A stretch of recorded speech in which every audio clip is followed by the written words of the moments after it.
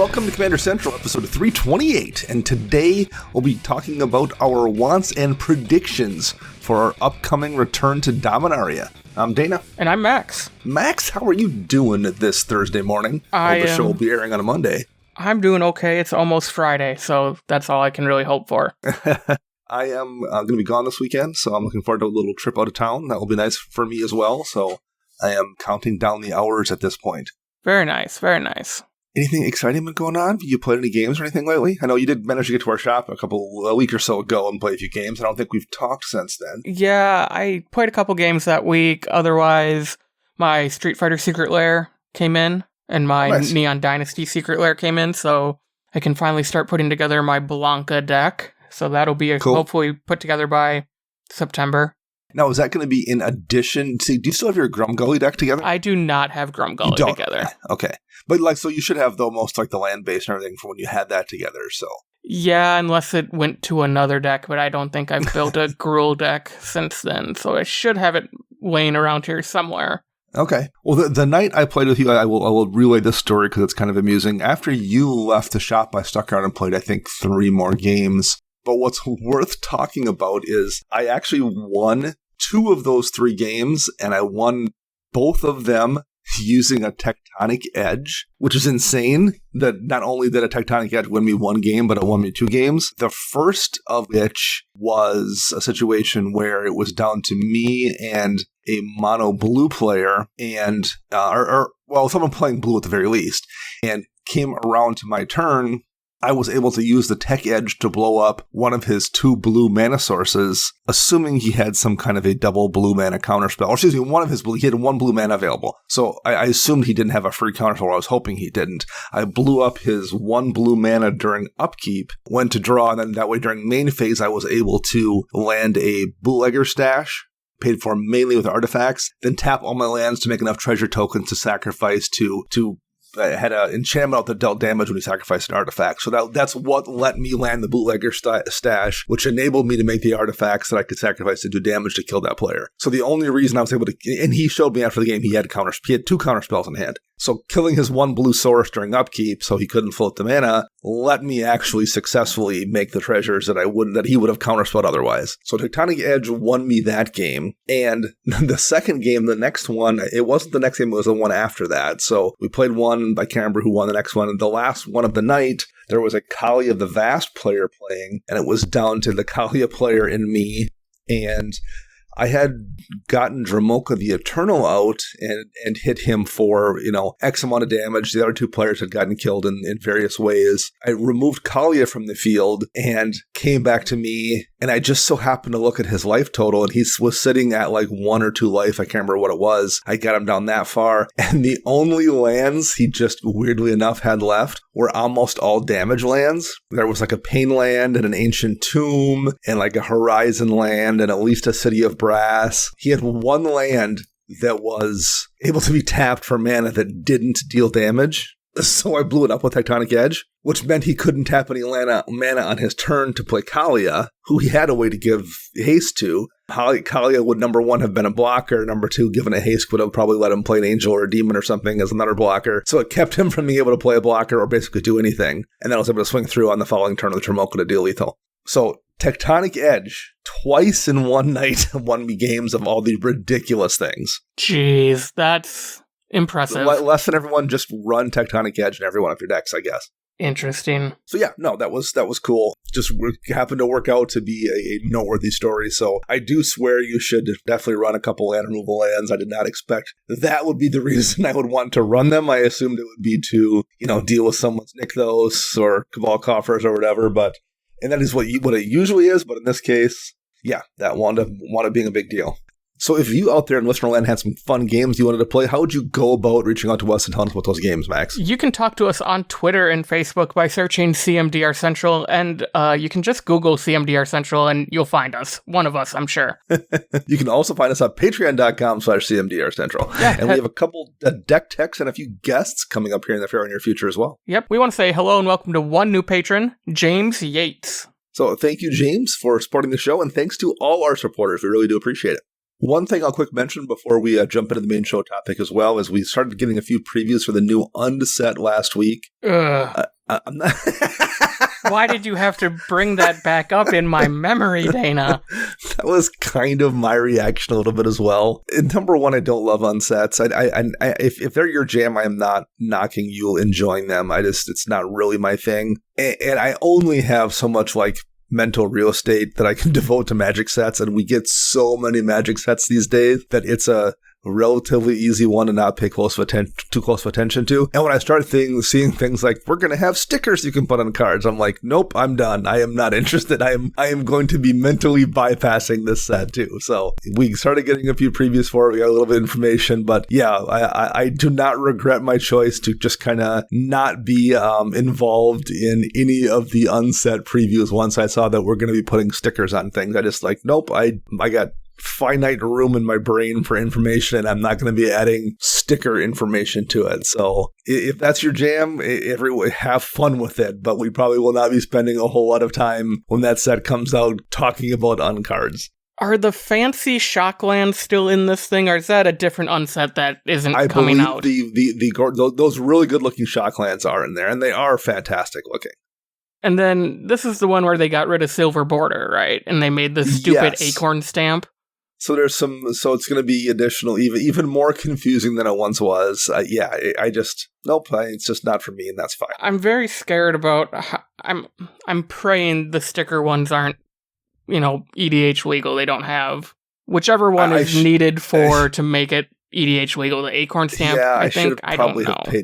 I should have paid more attention. It's an unset. We blanked out. I'm sorry.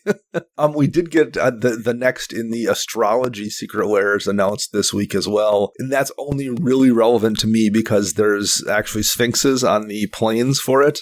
For the Leo astrology symbol, and instead of using lions, they use sphinxes. So I will pick up 5 of them for my Asperia deck because why not? And there's the advantage of only running 5 planes in my 2-color deck, because I can get away with buying just one of the secret layers and get all 5 planes I want. So yay for not running basics, I guess. Okay, some of the cards will have an acorn-shaped hollow foil stamp to replace the significance of the silver border. So no stamp equals EDH okay? And Eternal okay, yes. Yeah.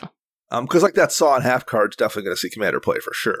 Right. Which is the one that you destroy a creature and then make 2 half-size token copies of it. So yeah, if you're playing something that has, all you care about is the ETB trigger, that card's going to see a ton of play. Interesting. But yeah, the actual sticker thing, I am not entirely positive how that is going to work in other formats, but I just envision my niece's bedrooms when they were into stickers when they were 2 and 3. Just assume there's going to be googly eyes and everything. Yeah. Not a fan. This is why we double sleeve people. Exactly. I don't need to be trying to figure out which cards have stickers and which don't. Yeah. All right. Works for me. So we don't talk about what we want to see from Dominaria, because Dominaria is kind of a special plane in Magic history. It was the first place we visited in Magic. The first, I guess I should have exactly counted, but the first probably dozen sets in Magic history at the very least all took place in Dominaria. I mean, roughly the first half of Magic history, basically up almost until more or less Modern, was primarily on Dominaria, and when it was somewhere else, like Mercadia and Masks was set in Mercadia, those planes were still it was still people from Dominaria that were there. It was still part of a Dominaria storyline. It's just a massive slice of Magic's history. It's got a lot of hooks into people in terms of nostalgia, things like that. Even us who weren't playing for a lot of that, it still, at least for me, has some resonance, historically speaking, in Magic, and I'm really looking forward to going back to it. It also didn't hurt that the last Dominaria set was really, really, really good.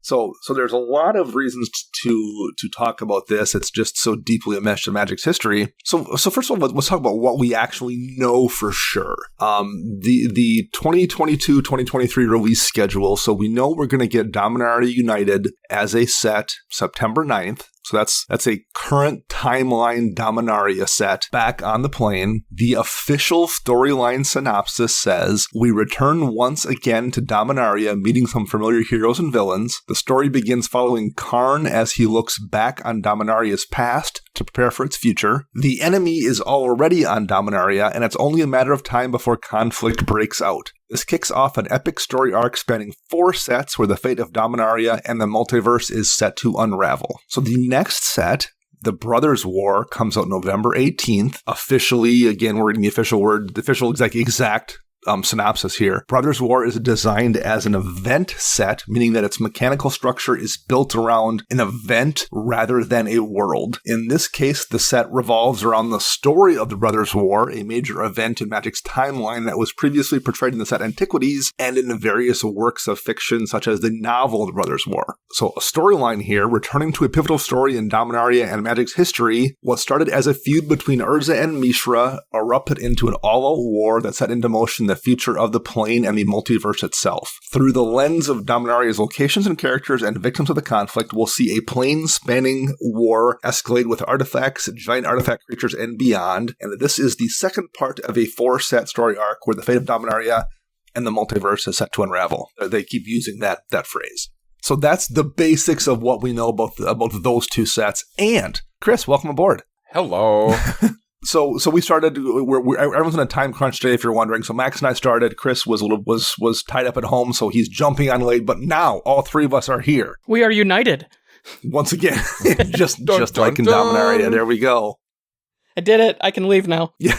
So the other thing I will say that we know officially here too, beyond those 2 synopses, we got a preview card, Temporal Firestorm, from Dominaria United that shows Jaya and Teferi. We also had a Jaya Planeswalker card previewed. So we've already seen Karn's name mentioned. We've seen Jaya and Teferi. So it's not unreasonable to assume we'll see most of the Gatewatch showing up, given that those 3 are very closely associated. We also got a preview card, Evolved Sleeper, and that's a card that can pump mana into to like basically escalate that card. It's a thing we've seen in the past, that mechanic. When you take it to the last form, it turns into a Phyrexian. So I guess that implies the return of Phyrexian sleeper agents. Not that anyone's really shocked. I think we've been leading up to something with Phyrexia here. The last little thing we'll talk about in terms of official release information, the 2023 first quarter set is codenamed Lacrosse. The 2023 second quarter release set is codenamed Marathon. And then right during that same window that Marathon comes out is what's called the Marathon Epilogue. That I'm going to guess is going to be the Commander decks. That's right, when the Commander decks tend to come out. They have tied in the past with the last couple of years and with that start of the quarter set there. So I'm going to guess what that means is the Commander decks is where the storyline wraps up for this whole, Dominaria United block. So that's the official information that we've gotten so far about what's happening here, as well as, I think, some easy to fill in the blank information. So now let's talk a little bit about what we want to see and what we think is going to happen after all that. So 4 sets, basically 5 if you count the Commander decks, that are either on Dominaria or Dominaria affiliated. Is there anything you want to see, first of all, Max, going back to Dominaria in particular? I would like to see a death of a big character. Sure. So I will interrupt you here for just for a second. We're going to stick in terms of speculation and stuff. There's been a couple of weird leaks out there, not even card leaks. Like Amazon accidentally published preview pages from like a lore book that's due out in December. So there's a couple things out there. We're not going to touch on those because I don't want to spoil things that aren't officially intended to be spoiled. So we're going to try to dodge that. So anyway, going back to you, Max. Yes, that would be nice to see, but I also don't. I'm not sure if you even know that, or if you've seen that stuff. No, that's all news to me. So. All right. So then we won't go any further into that because I don't want to spoil it. Chris wants to know. Well, I want to know everything because I find it amusing. But I agree. Like at this part of and I think they tried to do that with Gideon. That was one of the things that was supposed to be the big stakes with the whole Bolus fight in Ravnica. Gideon got killed. But for some reason, it didn't feel like it was a big loss. In part because I think everyone had been speculating Gideon was going to die for a long time. I don't think anyone really likes Gideon to begin with. That is what I was going to say. Is he wasn't a big enough character, in my opinion. That's also probably a good point. Yeah. Yeah, you want people to freak out, like kill Liliana or something like that, and everyone will lose their mind. It's a different property, but part of the reason I think that losing both Tony Stark and Captain America in Endgame worked so well was because you had spent how many movies building up both those 2 characters, and they were both probably, at that point in time, the 2 most loved characters in the MCU. So you lost everyone's, but they also earned it. So that hit, that felt emotional. There was resonance to that. I don't think you didn't get that from Gideon. No, not at all. No. No, Gideon's not Tony Stark. You can't compare the two. Yeah. So, no, that's a good point. Yeah, I want there to be stakes. No, that's a good one, Max. I'd like to see that for sure. I agree. It doesn't need to be, like, wasteful either. You know, you don't have to kill half the Gatewatch, but, like, you maybe you do. Yeah, no. But I know what you mean. Like, you have to feel like there's a real cost. Otherwise, the bad guys don't feel like bad guys. That was one of the mistakes, I think, with the Eldrazi storyline. It didn't feel like there was any stakes. Oh, I can get behind that. Yeah, it felt like, oh yeah, these are big bads, but they're really not because no one's dying. Yeah, and even like and hey, Zendikar was rebuilt within 6 months, basically. So yeah, no, I'm with you there. How about you, Chris? Anything like you would like to see from the storyline? Oh, from the storyline? No, not really. There are cards I want to see though. Well, I think that's kind of the thing about Dominaria. There's so much Magic history there. Yes. Yeah, I mean, there's so much. I mean, honestly, for me, I think it would be cool if they brought back the Sliver tribe of some way, some sort. I'm not sure how they're going to be able to do it, but if they do it, that would be pretty cool. So I think that this one we're in a gray area in terms of leaks and stuff, but I think this one's okay. People have. So in the secret lairs you buy, there's oftentimes like a bonus card in the secret lair. Yep. You know, and some of which are limited release. There's been some like backwards printed Viscera Seer. There's like a couple hundred of those or something. So like there's been weird things. People in the last secret lair or two have been pulling out special versions of slivers. Ooh. And so that's not a leak necessarily. Those are cards that were intentionally put there. So I guess because of that, it doesn't seem to me to be strange to speculate that could be a seed indicating we're going to definitely see something with the slivers in this set for sure. Yeah, because I don't know where everything falls within the time frame, like how the timeline's going to work for that. Yeah. So Dominaria is definitely the Dominaria United, definitely the current timeline. Brothers War seems to be like in the past, so we're seeing things that already happened. The other two sets, who knows? Yeah. So yeah, are we going to see? So okay, I guess. That then brings me to my one of the questions I kind of have. So we know that we're getting Phyrexians. It's not only does the just everything we've seen in the last couple of years seem to indicate that we have that Phyrexian sleeper agent card. So like I think that's not an unreasonable mental leap to make. The Brothers War involves Phyrexians, whatever. There's a lot of reasons to assume this threat they're talking about are the Phyrexians, except the Phyrexians that we've been seeing recently in Magic are almost all new Phyrexians. Those are ones that were like evolved entirely separately on New Phyrexia because Karn tracked the oil there. They've now been like reaching out, and as we saw in the Kaldheim story, and we saw in the Kamigawa storyline, like they are attempting to find ways to go from plane to plane to plane. They were using the gateway that was on Tezzeret to get over into Kaldheim in the first place to steal whatever, and they're trying to make their own version of the world tree that they can go from world to world to world in, and we're going to assume they probably have successfully done that. Why would they choose Dominaria? They like the old Phyrexians. That's where Yawgmoth was originally from, so he wants to invade his home plane from Phyrexia and take it over his world. The new Phyrexians don't seem to have any connection to Dominaria. Like, why are they picking the worst possible place to invade since they know, like, how to stop Phyrexians versus, like, taking over some other unsuspecting planes? I guess I'm curious to see where that goes. Now, after this whole long asidedness went on, unless they're going there because they feel like taking over slivers is a good idea. Because that might, I wonder if that's what the motivation is. We can go to Phyrexia too, and we can go to Dominaria because, man, Phyrexian slivers seems like if you're Phyrexians, that seems like a pretty good combination. Yeah, that'd be a hell of a weapon right there. Yeah. So I'm curious to see if that isn't what the storyline winds up being, is Phyrexians are choosing Dominaria, these ones. They have no connection there otherwise, but they think the slivers would make a good, set of genes to add to the Phyrexian gene pool, perhaps. Unless it's something along the lines of like a regular sci-fi movie type of topic where there's a power source there that's drawing them to that plane. Sure, and that could be too. I could see that because Dominaria is was kind of the center of the multiverse at one point. And I know that's Ravnica now, but like there could be something there past Phyrexian, machinery or something that they want to get a hold of for something. That could be too. I'm assuming there'll be some logical reason that's part of the storyline to explain why that is. Maybe they're still after Karn too. That was the whole point of the new Phyrexia story. They wanted to make Karn father of the machines as their leader. It's now Hellish Norm, but maybe they still want, revenge on Karn or something. Or another. Probably there's plenty of, I guess, reasons they could give for why they've chosen Dominaria. Oh. So, question for you guys. Now, Tamiyo got a Phyrexian card in Kamigawa. Yes. Does that mean she's, like, poisoned by the Phyrexians now? Oh, she is, yeah. Okay. So that could also have a clue as to why they're doing that. Yes. Because now that's a sentient planeswalker who is now part of the Phyrexian hive or whatever it is. So that's something that's drawing them there as well. Yeah. I don't know if they've ever touched on anything beyond that. We know Tamiyo got completed. I don't think we've ever seen anything really in that storyline beyond that. I could be mistaken, but I've checked. As far as I can tell, that's kind of where it cut off. So we don't know what she's done beyond that, how much she's done to facilitate that spark or something on that storyline. Who knows? I don't know. But yeah, that definitely happened there, and I'm sure that will come up again in the storyline. Because rumor is at least one of the Gate Watchers is going to get taken as well.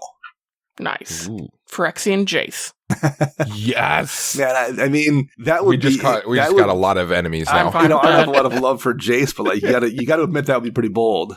I definitely think Chris is on the right track about like a power thing, and now when we talk about Tamiyo, I think the Phyrexians want to take over the most powerful planeswalkers to unlock key abilities. Sure. Tamiyo knows she's a librarian. She knows she's just very knowledgeable, and she knows a lot about our other big enemies in the universe, the Eldrazi. Very true. There was also a whole thing in the Innistrad storyline with Jace where she referenced some scroll she had regarding the destruction of Sarah's realm.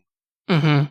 Oh, yeah. So there's something there, too, that could be, because that's all kind of tied in the Phyrexians as well. So, yeah, that knowledge is now in the Phyrexians' hands, so that could well be part of it as well. There could be anything. Yeah, that's true. That's where Karn, because you remember last time we were in Dominaria, Karn was trying to find whatever was left of that legacy weapon that would destroy Phyrexians, too. So maybe the thought process is if we go there and kill Karn and get to Dominaria, we will eliminate the one weapon that can stop us or something, too. So. Right. And then when you think about it, the Teferi's on Dominaria. Why not take over the Planeswalker that knows how to phase out? Just phase out all the Phyrexians so they can go wherever they want, or have to, they can stand in time and plan everything. Yeah. So characters. Are there any particular characters you want to see again? You mentioned that, Chris, but specifically, who are you looking forward to seeing? Who would you like to see? I really don't know, to be honest with you. Like new characters, I mean, I would like to just see like someone new in general. Get away from the whole OG characters and everything. Give us someone new, like some new hero who's stepped into the scene and, everyone welcomes them in, some like powerful being that no one knew existed type of thing. I think that'd be really sweet to see. I would bet we'll definitely get more of the new Weatherlight crew. Okay. So we'll get new versions of them. I almost guarantee we'll see more of them. But no, actually, that's a good point, because like even everyone that's joined the Gatewatch in the last couple of years has been old established characters for the most part. Yep. Teferi, Jaya. So I mean, I guess Kaya is relatively new, but for the most part, that's what it's been. It's been older characters that have joined. Yeah, maybe let some new people join that team. That's when they kill off Jace. I don't think they will do that again, but like maybe. I mean, no, I'm with you there. Anything for you specifically, Max? Anybody you want to see? Characters, planeswalkers, whatever. I would like to see Ugin and Bolus come back in some form. I could definitely see this being we need the best bad guy to fight these better bad guys situation. I didn't think of that because they're clearly keeping Bolus on ice for something, right? So I wonder if they would go back to that well so soon. That's kind of a trope you see in like fiction where like the bad guy at one point from the first thing has to get brought out to fight the bigger menace in the second one. It's Ocean's 13, everybody. Kind of right, yeah. So yeah, maybe I could see that for sure. I mean that's kind of every Fast and the Furious movie, isn't it? Like the bad guy from the previous movie joins them in the next movie. So yeah, maybe they have to bust out Bolus to get Bolus out of the meditation realm with Ugin to deal with Phyrexian. Sure, I could see that. That would be so weird. I think there has to be a reason they're keeping a lid on the name of those last two sets. Yeah. I would also be super impressed if we see like an ending to this where the good guys win, and that's when Bolus sweeps in and picks up like Phyrexian ooze and realizes that he can take control of Tamiyo somehow, and he becomes the leader of the Phyrexians. Like, he harnesses the Phyrexian power. Yeah, I mean, they have to, because they've already more or less wrapped up the Eldrazi story, or at least there's not a lot out there. There's still, obviously, the Emrakul in the Moon on Innistrad, but, like, they will clearly revisit that at some point. There's not a lot else to that storyline still to be dealt with. So Bolus' storyline did get wrapped up for the most part. He's still there to be used if they want to in the future, but this Phyrexian storyline, they have to set up some future things, or they're going to run out of bad guys to deal with. For a long time, we had like 3 or 4 different loose storylines out there that they could jump back to whenever they wanted to. They've closed a few of those off, so they definitely need to set up some new stuff, I think. And I could, maybe getting Bolus back in the mix might do it, even though he hasn't been gone that long, but I could see that for sure. I would imagine the Brothers War set being kind of a flashback to something we've already seen is probably going to just be like new versions of old characters. I would almost guarantee we get a better Mishra card in that set. Hopefully. Yeah. I mean, I know that, and there's somebody right now who's like, I've got a Mishra deck right now, and I can play Possibility Storm. Yes, I know there's that one weird super niche deck where you can play Possibility Storm, but aside from that deck, it's a pretty unplayable card. So it would be kind of cool to get a Mishra that people actually could play in a deck. There's a few of those old Phyrexian type cards that Gix is a character from way back then. We've never got a card from. We've never got an Ashnod's card. We've never got. There's a handful of those old cards from antiquities that there's devices named after various characters, but we haven't got their actual cards. So I would bet we'll see a ton of them in the Brothers War. We'll finally get legendary versions of a lot of those characters. And some of those old Planeswalkers, too, that were hanging around with Urza back in the day. Okay, so we've talked about, like, kind of what we want to see. Any like, things that you want specifically for your decks, or you want to see added to the game, or like mechanics you want to see revisited, things like that? Anything you guys are hoping to get out of any of these sets? Like, we're obviously going to get Kicker again. That seems to be something that's pretty closely affiliated with Dominaria, and one of the preview cards already had it. Is there anything else you guys are hoping you see they revisit that we've gotten in the past? Banding. You want banding to come back? Anybody cheering for that? Really? Really? No. Or any cool reprints from back in the day you're hoping pops up. Just anything at all. I want Phyrexian mana back, honestly. No, Not sure. like broken Phyrexian mana, I mean, we got it on that Tamiyo card. Yeah, I mean, that's what I want, is like more cards like that where it's actually a playable Phyrexian type, Not like a Gitaxian Probe or something, that's just breaks the format type of thing, but something, 7 mana, you can pay like 8 life or something to reduce it or something on it, something cool like that. How about you, Max? Anything? I would love to see, like, the alt art versions of these cards be the old brown frame that was used for, like, artifacts and whatnot. But apply it to everything, because why not? Oh, yeah. Good call. Legendary Planeswalker in a brown frame.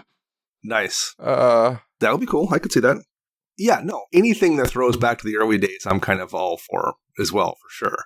Yeah, being able to get like those old border foils were so cool in the Time Spiral block that we got recently. Some of those throwbacks. Yeah, how great would it be to get to see some of those cards that were finally available in foil and old border that we never actually got to see? That would be pretty sweet. Do we think we're gonna get a rare land set that will complete something that isn't complete, or is it going to be reprints of something? Man, I don't know. I would like to think they do a new land set. Although, I guess I wouldn't complain if we just got a Painland to reprint. Those have gotten pretty expensive at this point. Yeah, I almost want the check lands, like the Dragon Skull Summits again. I know they do that in like every Dominaria set, and like they did them for a lot of core sets, but those are stupid expensive. One thing one of the reasons I mentioned the Painlands is about half of those lands in the cycle are specifically named after Dominaria setting, Caves of Kolios, for example. True. So it's easy to reprint them there because they do match up with existing locations. Yeah, that makes sense. Yeah. So that would be cool. Although they're not, they seem to be not afraid to do some of that stuff anymore. They're like, well, these, we're in this world, but the lands are different. Like they do some of that. But that would definitely either something we need in terms of lands or a powerful new set would be kind of cool. So I could see them maybe finish it. I wonder if they would finish the Horizon lands or something if they wanted to. I could see that. Don't they still have the check cycle from Zendikar or whatever? The buddy lands, yeah. The ones that are fetchable, but they come into play untapped if you control basics or something like that. So there's a few cycles they could finish as well. I wonder if they would be so bold as to bring Infect back. Ooh, I had always heard that they were never going to do Infect again. I could see them doing poisonous maybe over Infect. Sure. If they were to do, or some sort of mechanic that's similar to Infect, where it's like that kind of stuff, because, Phyrexia is like a poison type of stuff. Right. But I don't foresee it being exactly Infect again. It's definitely really, really dangerous for sure in other formats to do it. I wonder if they could do, if they would do something like only give it to white this time or something, and say like Elish Norn only lets, her most trusted lieutenants convert people or something. That way, at least then, and the reason I say that is because I feel like white stuff at least isn't going to overlap as much with like existing modern decks or legacy decks, I should say. Old Eternal format decks actually is what I mean, because like there's already enough Infect things there, and if you gave new tools to those existing decks, that might be dangerous. But for the most part, those decks aren't running white stuff, and if you had a few white Infect creatures or something, that would be much trickier for those decks to do something. Agreed. Or maybe you just have to put it on like 5 and 6 and 8 drops that aren't going to see play in those formats too. Maybe that's what the clue is, or the key is. Just put them on bodies that are going to be too expensive to cast to show up in those formats. Yeah, like, well, your 4-drop range would probably be fine too. But if you put it on something that expensive, like you don't want another Glistener Elf. No. But if you put it on, something that costs 6 mana, it's probably not going to be a problem. The Chained Throat Seekers of the world aren't going to be an issue in other formats.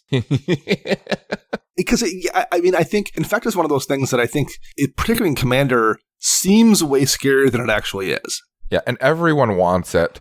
Like, there are so many people who want to build and play Infect, but they can't really make a good deck out of it. It's really tough to make happen.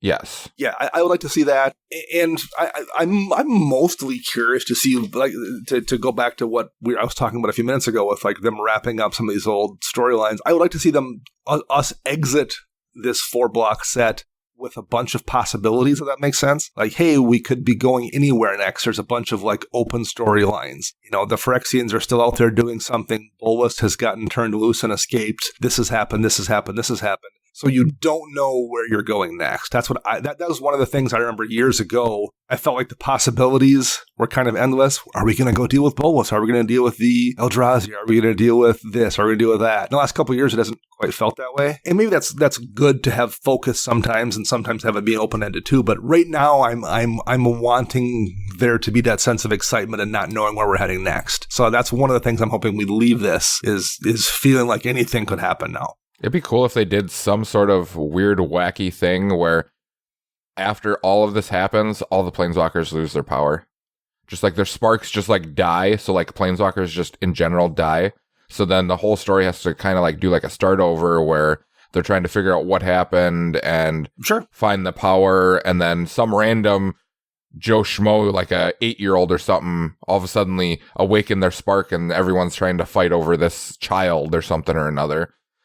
So totally cliche type of stuff, but I think it would be cool if it did something like that, because that would open up everything. Well, it changes the status quo, which is always, you can do badly, I guess, but it's interesting too. That was one of the great things that came out from that Time Spiral block. They changed the status quo. Planeswalkers were no longer gods, and then we got them on cards, of course, after that. But like that changed the scope of the larger multiverse. Probably for the better, I would say. I think it's more interesting when Planeswalkers aren't gods, when they're just really powerful mages. I think that makes for better storytelling, but I like that they were willing to do that huge change, and I'll be curious to see if they're willing to do that again, for sure. I'd be on board with them shaking things up that seriously, for sure. Anything you don't want to see in particular? You're like, nope, I've had enough of this, and I don't want to see it here. Jace. We haven't even seen him that much lately, and we're all still like, just no more Jace, please. I think for me, he was the poster boy when I started playing the game, and that's all you saw everywhere. And he was the poster boy in a way, and he was the poster boy that you didn't want to be the poster boy. I felt like he was being shoved down your throat. I guess I'm not really a pro wrestling fan, but I have enough friends that are, and I hear them like they get mad when WWE has decided this one person is going to be like the face of the company, and they keep pushing them when nobody likes the person. That's what Jace felt like a little bit. He was the character nobody liked, but WotC was insisting that you would love him. That's a great analogy. I love it. I can't really think of anything I don't want to see. I mean, it all is what it is, I guess. Yeah, I mean, one of the things, there's just so many sets come out and things move so quickly. If you don't like it, you'll have something else next week. Maybe with stickers on it just based on the unset. So yeah, I mean, they definitely give you plenty of chances for sure to find something you like or dislike. Yeah, but no, I'm kind of with you there, Chris. There's not anything I'm like, just please don't do this. Like, because I'm just excited about going back to Dominaria. It's my favorite plane, my favorite thing to see, I think, and I'm really, really looking forward to going back. I'm really excited to see all those new versions of the legendary creatures from Yes, that will be sweet.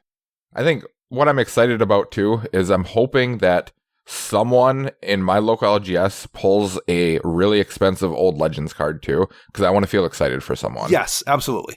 Yeah, just particularly if it's a new player or somebody who's like, wait, what is this? That would be awesome. Yeah. What is it? What's moat? I want to see them jam that in a deck and raw dog it too. No sleeves. Just and I'm not going to say a word neither. I'm just going to look at everyone and just be like, yeah, he did that. Oh, brutal. Well, to go back to your previous speculation about Bolus, we do know that we can assume we're going to get a Bolus card because there's new versions of those old creatures, and one of them is going to be a Planeswalker, so it's like pretty easy to assume that'll be the Bolus card. So yeah, hey, maybe it will be a new Bolus because we're getting a new Bolus. So yeah, no, that would be interesting. I'm wondering if they will do, because we just left Kamigawa, so there is the ties in Dominaria to Kamigawa. I'm wondering if they'll deal with that at all. That's where the Umezawa family wound up getting expelled to Dominaria after ticking off Bolus a gazillion years ago. So I'm wondering if they do bring him back, if there'll be some ties there as well. There's some potential to play with. So that would be kind of cool as well. So that would be something I'd like to see them revisit a little bit. Yep. That's really all I have. Is there any final thoughts from either of you two here? Nope. Not from me. All right. Okay. Well, this seemed a little bit shorter show, but we actually just, with Dominaria coming, and this was kind of we had a lull this week in between big things, so that was a good chance to talk about a topic that we're actually kind of excited about, because hey, we're not very far away. I think this Thursday, 18th, so 2 weeks. I think the 18th, next Thursday, we get like a big preview, and then we're back into it. Yay! the spoiler season starts up again. So this was a good kind of calm before the storm, we thought. But okay. Yeah, it was nice not having a bazillion things to pay attention to. It is. And before you jumped on, Chris, we were talking about the unset and how both of us were like, just take it. We're like, nope, we're not paying attention. I just can't pay attention to it. I got too much going on. All right. Well, that will wrap up episode 328 of Commander Central. We'll be back next week with a new show. I am Dana. You can find me on Twitter at Dana Roach. You can find Max at CMDRCentral_Max. And you can find Chris at WiseSquishy1. Our show is edited by Rafael Garcia, and you can find them on the Twitter birds at Ursa Bearwalker. And our podcast theme is Retro Future Dirty by Kevin MacLeod, licensed via Creative Commons. Until next week, I'm Dana. I'm Max. And I'm Chris.